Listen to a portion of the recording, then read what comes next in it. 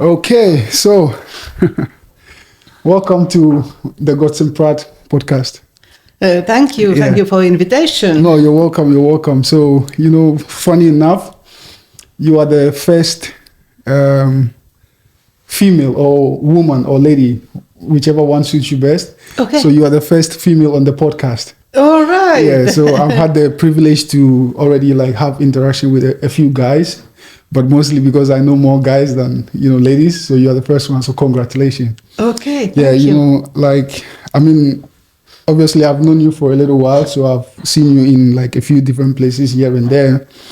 And sometimes I've had the privilege to, hear a little bit about your story. And I thought it's inspiring and motivating. So, it's an honor for us that you get to share your story to our audience on the Gods and Pratt podcast. So thank you and welcome. Oh, thank you so much. You're welcome. Thank you. Yes. So I have a few questions here. So now and then I'll be looking here so that I can remember the question. And we want to know a little bit about you. Obviously, you've had a very wonderful journey, career-wise, creativity-wise, and stuff like that.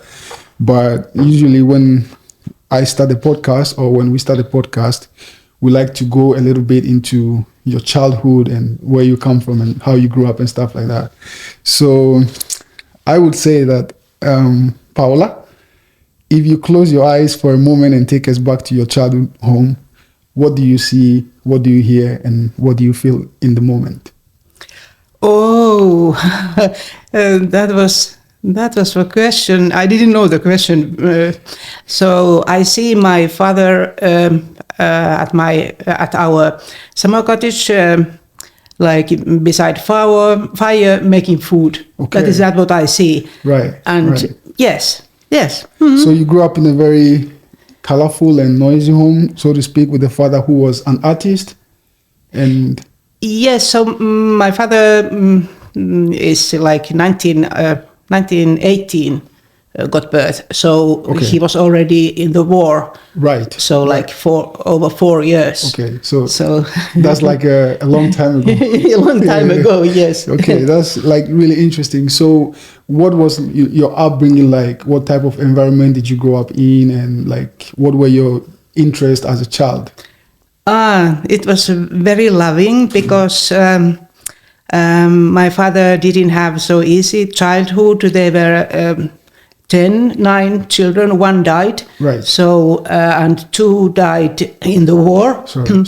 Yeah. So and the war made some extra background for him because always sometimes in the evening he started to remember those things. Right.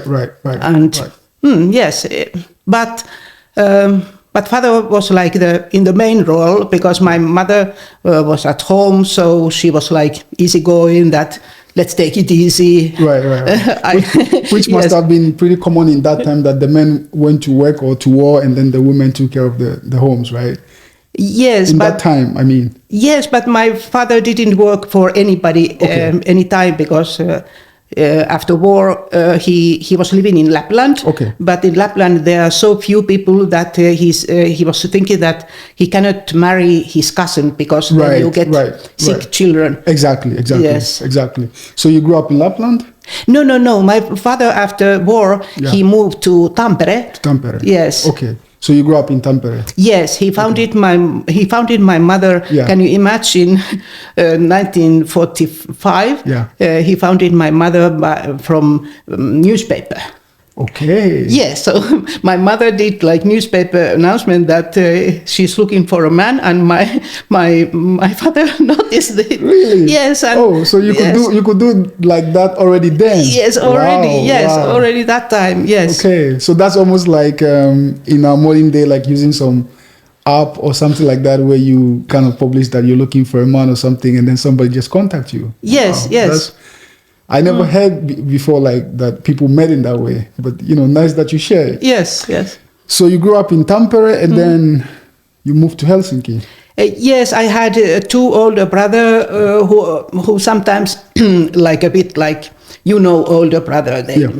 you are going to be like a bad woman or something because you have so bad teeth. And yes. Okay. Okay, but I left Tampere and I moved to Helsinki when I was 19 years old, and then I was looking like what I started to do. I wanted to be like working in pharmacy, and then I noticed that selling is like my thing to work with people and sell things. Okay. So what did you sell in that time?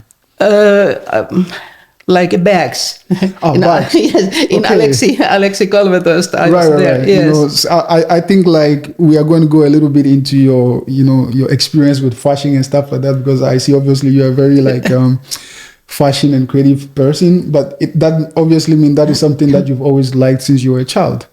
Yeah, so I did some clothes when I was 15 years old, and my father said that you should be like fashion designer. Okay. Because he was really artist. He was like gallerist and then after artist. But always we were very creative, and really father did everything. He did really like one belt for me.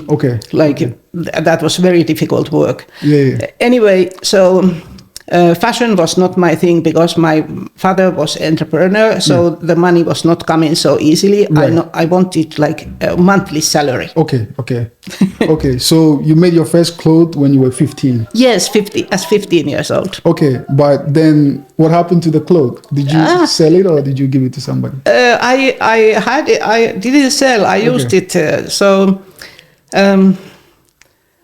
How could I say? It when you grow and you get that age 18, 19, you forget everything what would be good for you. So you had a little bit passion for fashion at the time, which your father, being an artist, recognized, and he was like encouraging you to like go into fashion, but because you wanted like salary, you decided to do something else. So what did you do?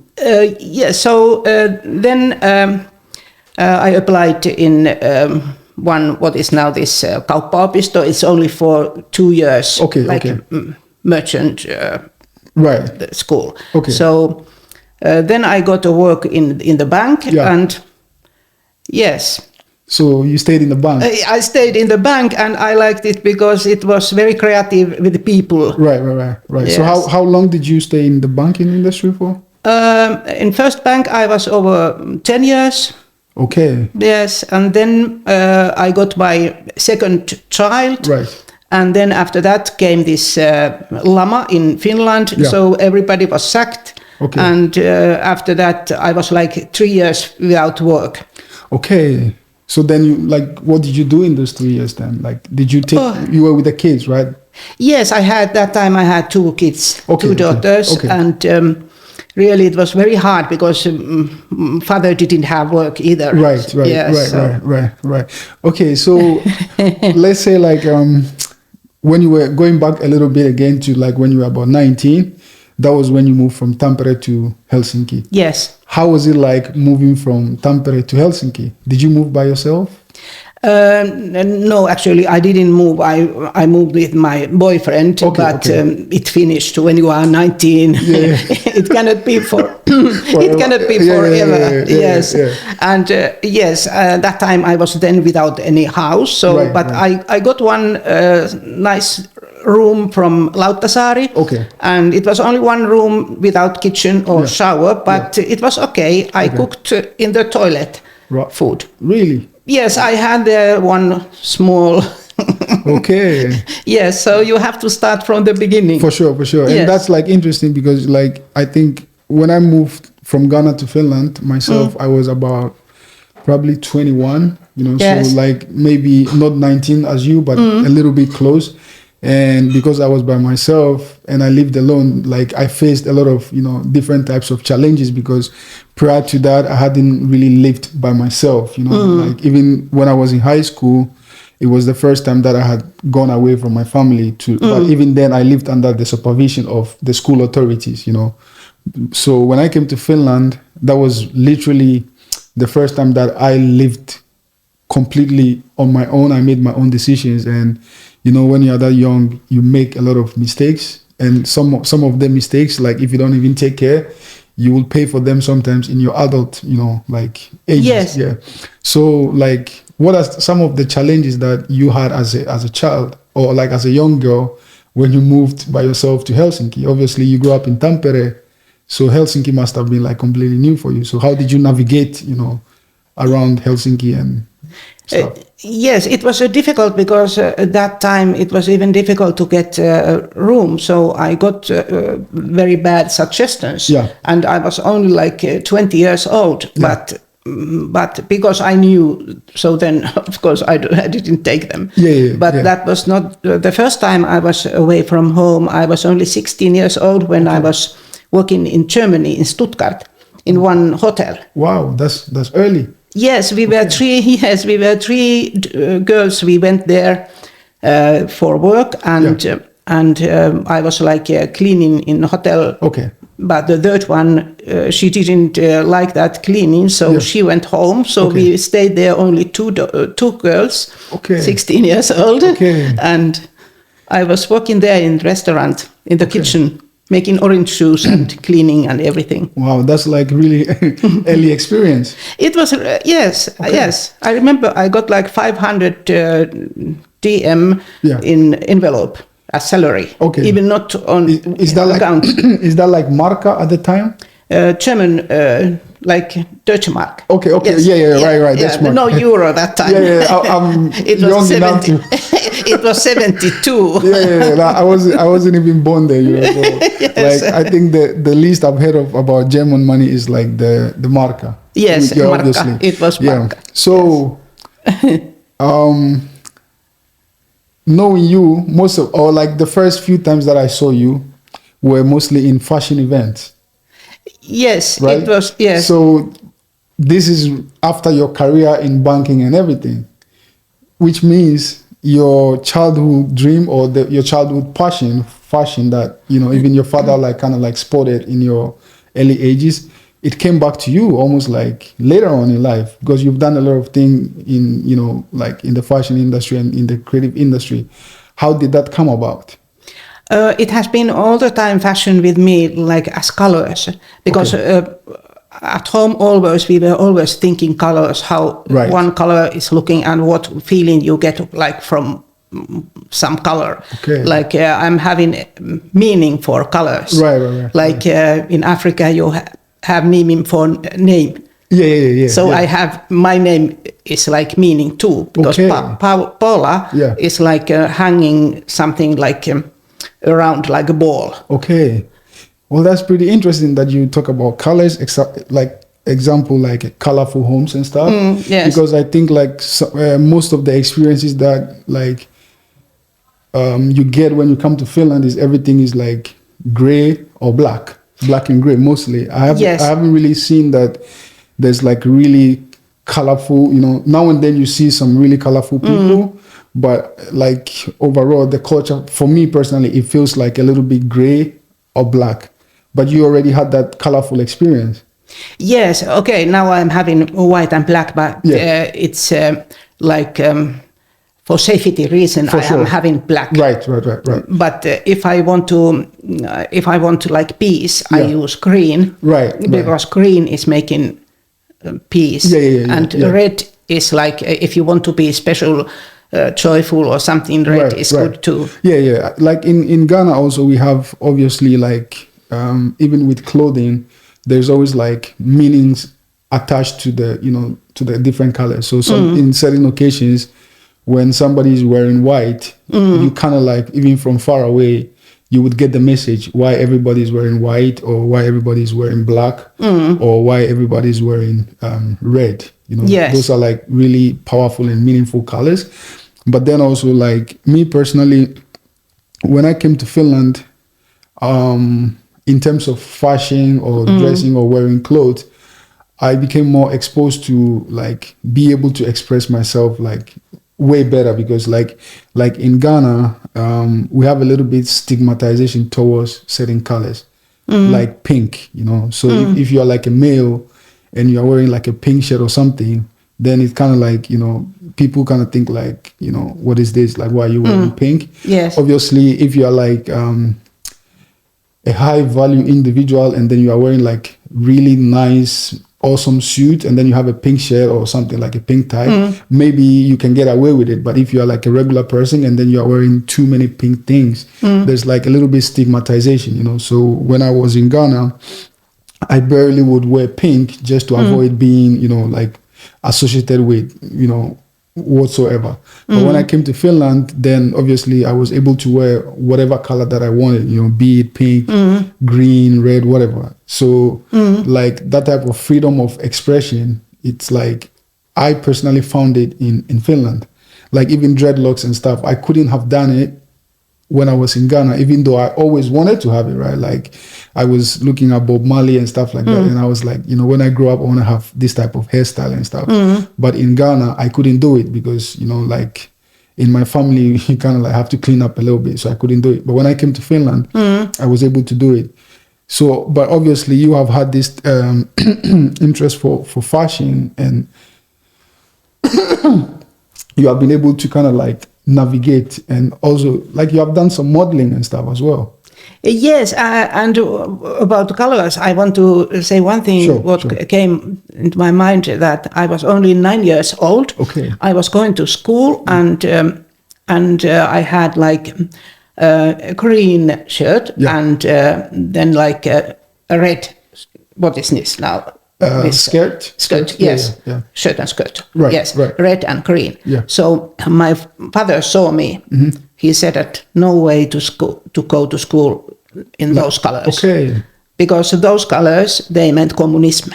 Okay, in that time. Yes. So my father was so angry. Yeah. He was never angry, but that was like the only day he was very angry to me. Okay, and after that, I have more been thinking like colors, what they mean. Yeah.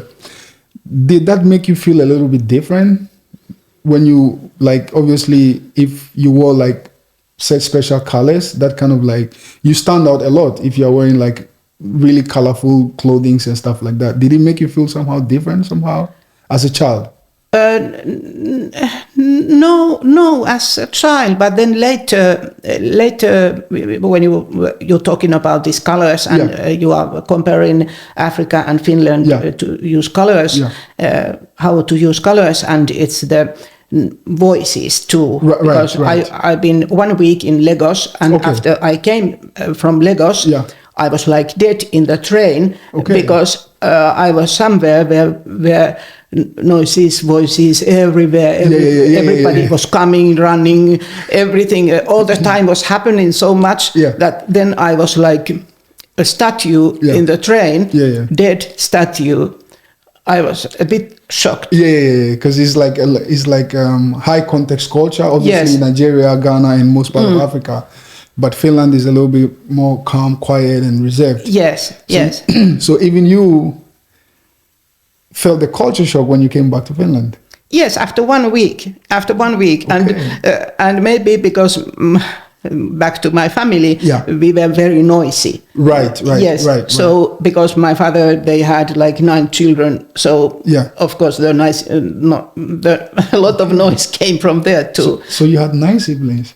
Sorry? You had 9 siblings? No, my father had. I had only those 2 brothers. No, like sibling means like, so your father had other kids, like... No, brothers and sisters. 9 of them? Yes. Okay. Yes, 9, that was, and they got birth in sauna. By the lake. And my father even has been never in the school. Really? Yes. Like obviously times have changed a lot. Times has been changing, yes. But now the thing is that we don't value that thing what we get so easily. Right. Yeah, and the reason why I was asking also, like, sometimes when you're a child and you have a little bit like different interest from other people, you look a little bit different. I remember like, because I grew up in my early years, I grew up in the village, So when I came back to Accra, I was a little bit different because I was climbing trees like coconut trees and mango, whatever, like, because that's what we did in the village. So when I came to Accra, it didn't take long for the kids to realize that I was a little bit different. you know, even though we might have been about the same age, but they didn't climb trees. I would just see the tree, I see a coconut, and then I just go up there, you know. So they would look like, okay, how does he do that? Yes. And then, you know, like when you live in the village, because of the way of life, like you walk to the farm many kilometers, you go to the farm, you work. So even as a kid, I was already a little bit like muscular compared to other kids. So other kids noticed me easily, you know. So I always kind of felt like I was different in a way. And then obviously I also dressed a little bit different, you know, because I was from the village when I came to Accra. Have you like somehow like, have you felt different in the community? Like, yes, I feel different. Sometimes. Yeah? Yes, because our family was so different. Right. Because our father really didn't work anywhere and mother anywhere. Yeah. So my father started his work selling pictures, ringing the bell. Can I come and show pictures? Yeah. Like from the door to door. Yeah. And then he had some gallery, showing pictures somewhere around the Finland. Right, so right. he was very much away from home. Only Christmas time and summer he was at home. And that time we didn't get any money. Okay. So it was like forced vacation. Right. And there was obviously no social media in that time, so you couldn't do like digital marketing. No.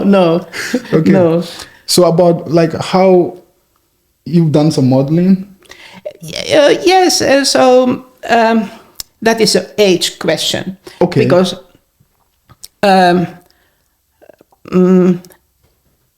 I don't live forever, but sure. I want to have life that I am like living forever. Yeah. I know that one day it's the last day. For sure. Yes, and for me it was one Sunday. I was watching my phone like usual. Then I noticed that I have saved one picture here that they are looking for models. Yeah. That come and take a picture. Yeah. And then I sent a picture from me, and they said that come and we can take pictures, and you are good looking. Right. Then I got those pictures, and then I thought that maybe I could be model. Right. Only because I want to fight against these ages to get like old and be so that nobody see you. Right. So then I went that model agency and got that course, and it was which year? It was now years ago, and so very fast. 5 years ago. 5 years ago, yes. So. It was spring, and then Helsinki Fashion Week was coming. Yeah. I applied there, and then I met one fashion designer who took me. So I was my first catwalk was as 65. Wow. That's like, because I saw those events. Obviously, I didn't know you at the time, but I saw the event, so I was like, I was thinking like, how did this come about? How did you get in and stuff like that? Obviously, you have also organized some events.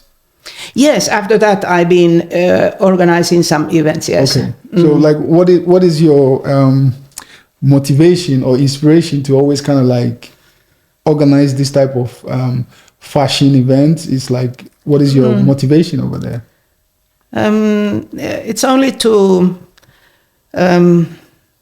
it's hard to explain. It's maybe to put yourself in uncomfortable area, because that is the area where you grow. Yeah. So that is the thing. Right. So in a way, like you put yourself in position where you can like challenge yourself a little bit. Yes. And you see like the creative area as that is where you can, challenge yourself. Yes. Yeah. And I think like that is really bold. And so far, like I see that you always try to organize event and like try to support different type of groups. Like if I would, for the lack of a better term, I would say like I've seen you try to always support a lot of African communities. Now you are, congratulations on your new endeavor as going into politics. Is that also another way for you to challenge yourself, or what is the motivation? Like, why politics? I have never been in politics. Yes, only that my father was like that. The politician party was his party, and so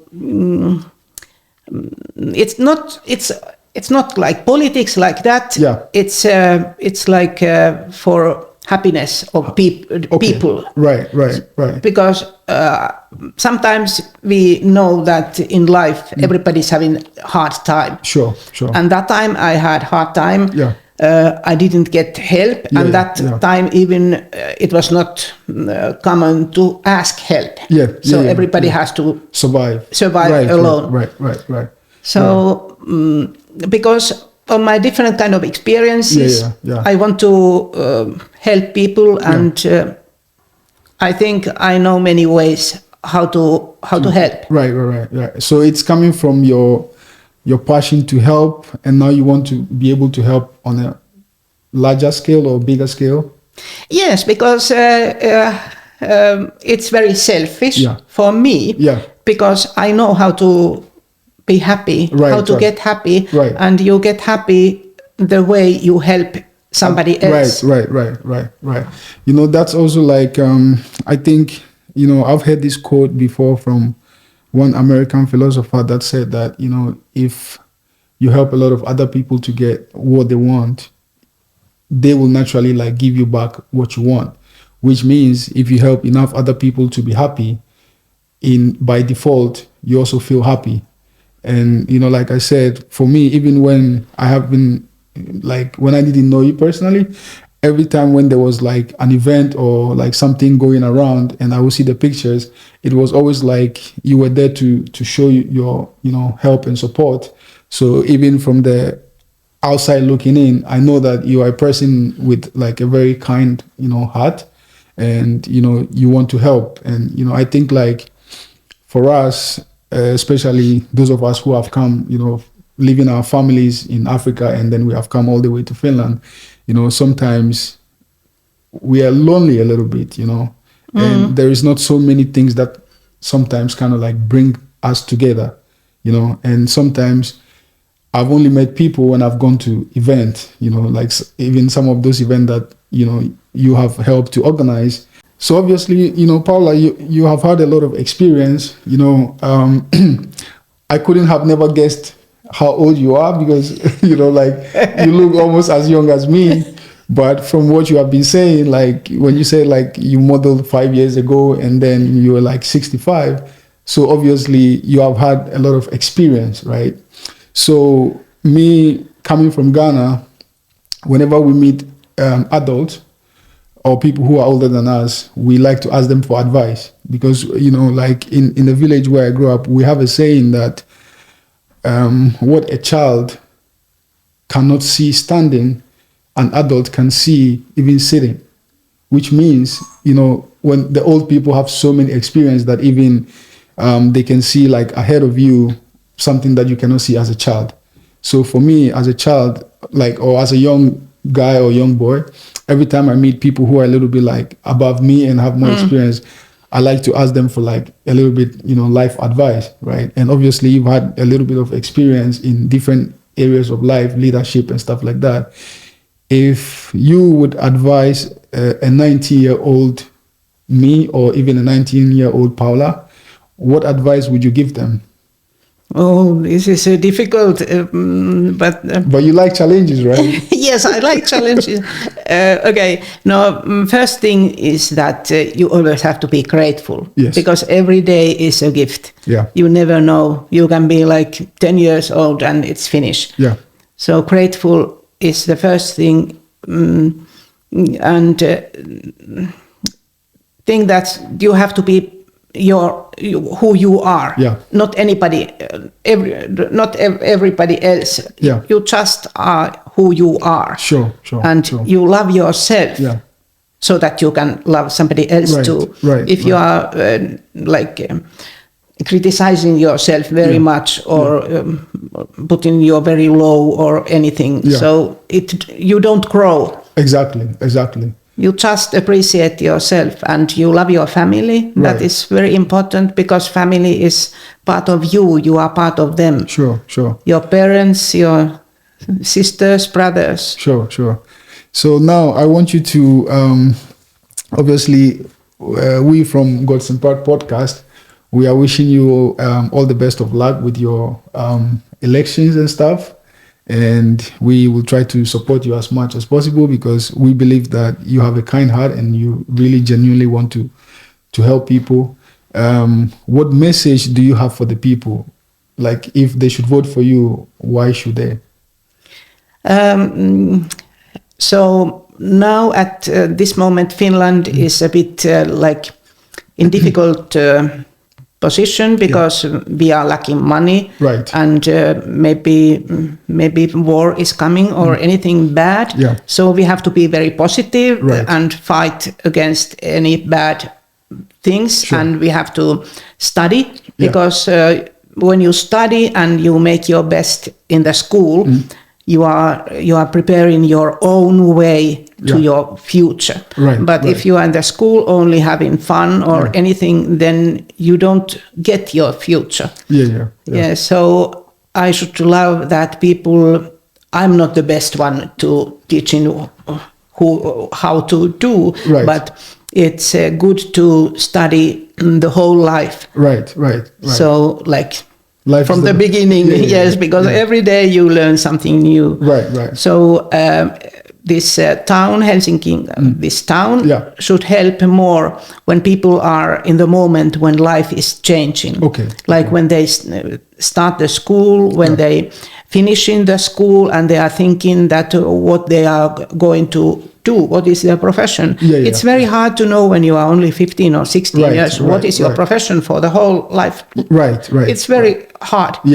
So these young people, they need really help. For sure. Because in the school, you should get to know yourself. And not to know so much what others have been doing. It's like experience, but you have to know yourself. What is your strong way to, are you artist or are you mathematic or right. I mean that makes a lot of sense, because obviously when I was 15 I didn't know what I wanted to do now, and even the things that I did then are a lot different from what I do now. So I think that's it's a very good way to think about it, that people should spend enough time to kind of figure out their passions and then navigate around it. And life is the best teacher. So you mentioned gratitude, being grateful, and then now you also mentioned about education. For me personally, that is one of the things that I'm always grateful to Finland for, because I came to Finland because of education. I wanted to get education, but I didn't have the finances to because initially I wanted to study in the UK or in the US, but because I didn't have the capital to do so, I had to come to Finland, because Finland was free education. So that's why I came to Finland. Obviously, I've been here now for a really long time, because I fell in love with Finland.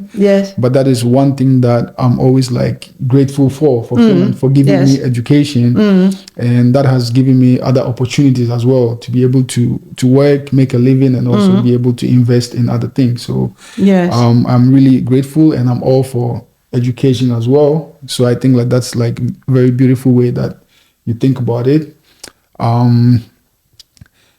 We hope that these days it's very difficult to find people who want to genuinely help. It's people want to help, but then they always have a reason behind why they want to help and stuff like that. And I think from the little experience that I have with you, you've always been a positive, energetic person, and you have always tried to help. And we wish you luck, and we hope that you are able to help people as much as you can, and we hope that also you get a little bit of help back as well, because one thing that I've realized about people who are kind and they help, they just like to help, but then, it's hard for them to take some help back. So I hope that as you help, you also get a little bit of help, back. Hopefully from, us, obviously we try, but we really appreciate and we are grateful for you, taking, I know like you are campaigning now, so you don't have so much time, but, we ask you to come, join us, have a little conversation because we wanted to learn a little bit about you and also to hear your story. Do you have something else to say to our audience? Something that, you would have wanted me to ask you and that I didn't ask you that you would want to share? Okay, that's what I said, that we should help young people to find their way to school and study. Right. So the same is that when you start to study, Yeah. like in university, Yeah. that is very big change in your life. Yeah. And when you start to work and after you've been working enough, you go to, you are retired. Yeah. So that is a very big thing too. For sure, for sure. When life is changing and nobody needs you. Right. And the with healthy thing is the same, that the healthy, to take care of your healthy, it should be starting from your birth. For sure. Because if you are jumping when you are a little girl, boy, and playing football or anything, then you get your bones are strong. Right. Yes, so then you don't get leg problems or any other problems. Yeah. So there's one more question that I would like to ask you before we round up this interview. Yes. How do you manage to stay so young, even at your age? Now I have to go back to my family again, because my daddy didn't accept football. Okay. Because football was like wasting time. Right. His opinion that you have to do something very serious, anything other serious thing. Right. So I've been in ballet or gym or anything, but and nowadays, like before I ended my work, I did one decision that before I ended, I have to be in so good condition that I started to bike to work.